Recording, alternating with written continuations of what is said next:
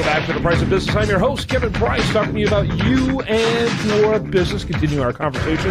Chris Kidd, he is a financial guru around here. chriskidd.com. That's Kidd.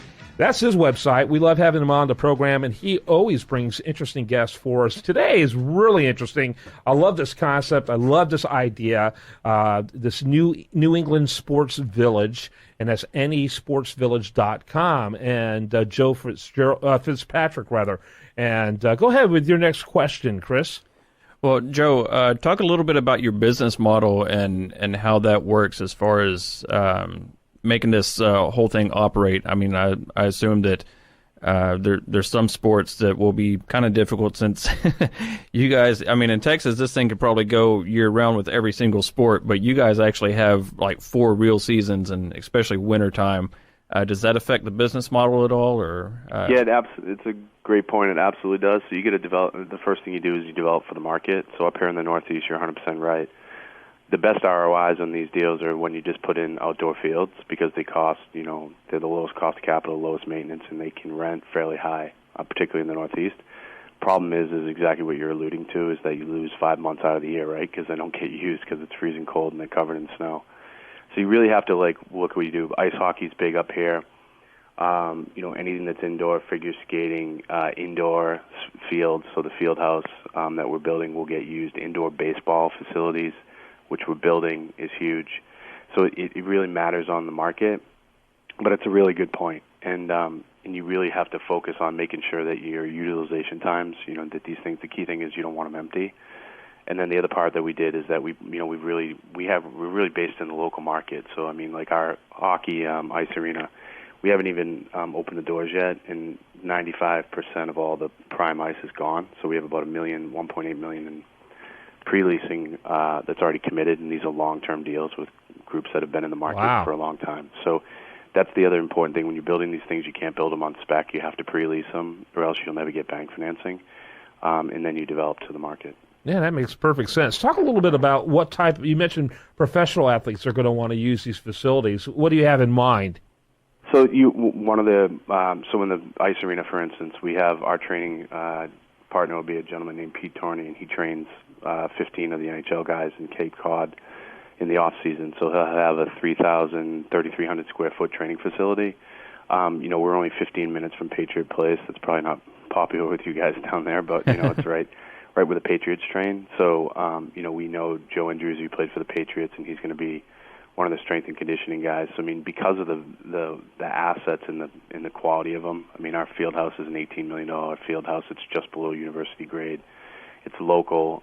You'll have the athletes that come over and train, but the key is you're going to have the world-class people that are training them. So, they don't all want to be in the same place at one time. So if they can get away, and then you have all the local athletes that are coming back. For instance, like our goalie school is the owner, in the school is Buckley Goalie Schools, which Mike Buckley is the goalie coach for the Pittsburgh Penguins. So, you bring in people like that have connections with the pro athletes that want to utilize the facilities. And then you have the athletes show up, whether it's on the off season or the local guys. They also, and also to the other thing about the athletes is that one of the things that attracts them here is that it's youth related, right? So they like to give back. So when you have all these youth sports, they can combine training with, being in the community, and it really helps overall, and it's something they like to do.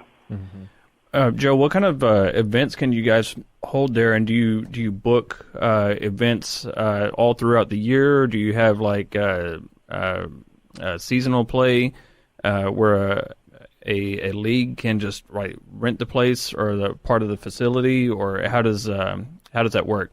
Yep, so I'll just give you a quick example, like the ice arena, which is the first is delivered. Like a majority of the weekday time is booked by people like, for instance, Lovell Hockey, which is run by a guy named Timmy Lovell, who has, what I think is the best program in the state. He had 6 people drafted last year out of his program. So he'll build a program here called the 95 Giants. You have all the youth sports groups that take the main ice during the weeks. Then you have the high schools. Then you have Johnson & Wales College girls team that will be housed here. Then we have a junior team, which is a Tier 2 professional team that will be housed here. On top of that, the other thing that's exploding in this space is these traveling tournaments.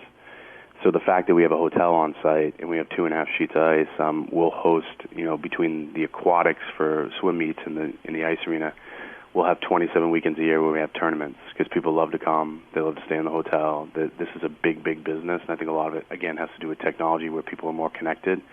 It's a huge growing business where there's all these travel tournaments. So Monday through Friday, 9 to 5, 9 to 9, you'll have the local people that run their businesses out of there in the local leagues and the high schools. And then on the weekends, you'll accommodate the tournaments that will come with every sport, whether it's lacrosse, basketball, football, baseball, hockey, swimming, you name it.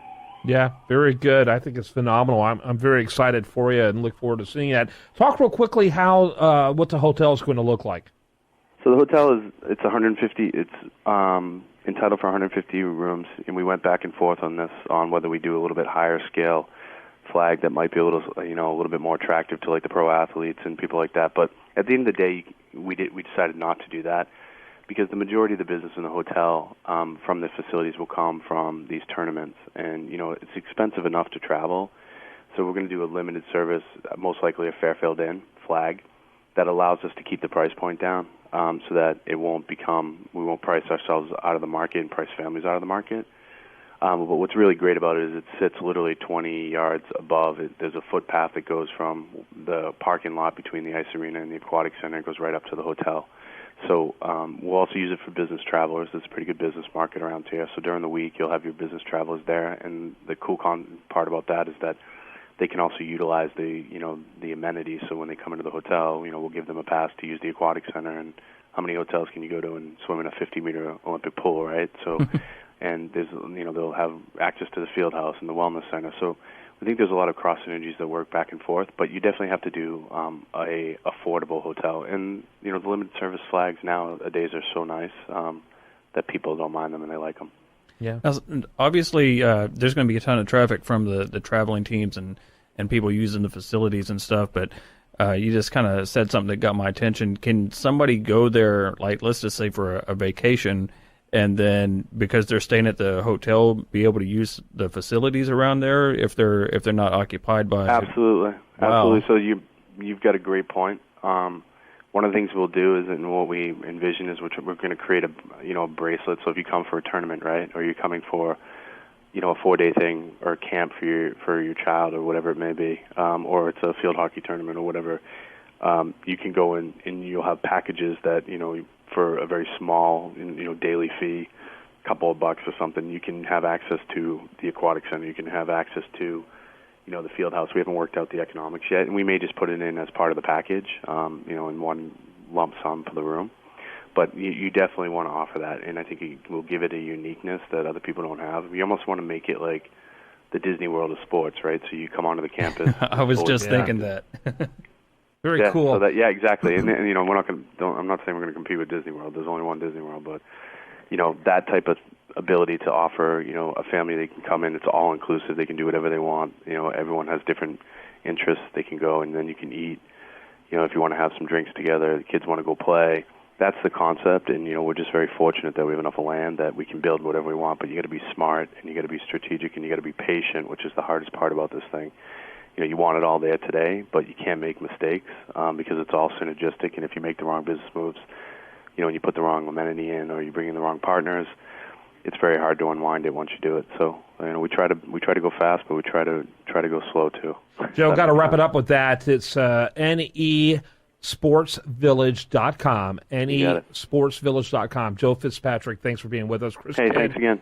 great Much guest. appreciated. Appreciate you bringing him on, and you can learn more about what Chris does at chriskidd, that's KIDD.com. Do you want to remind the listeners the show continues 24/7 at priceofbusiness.com. While they're like it on Facebook, follow it on Twitter, and the best content here shows up over there at usdailyreview.com. All right, have a great rest of your day. We look forward to being with you soon for another Price of Business.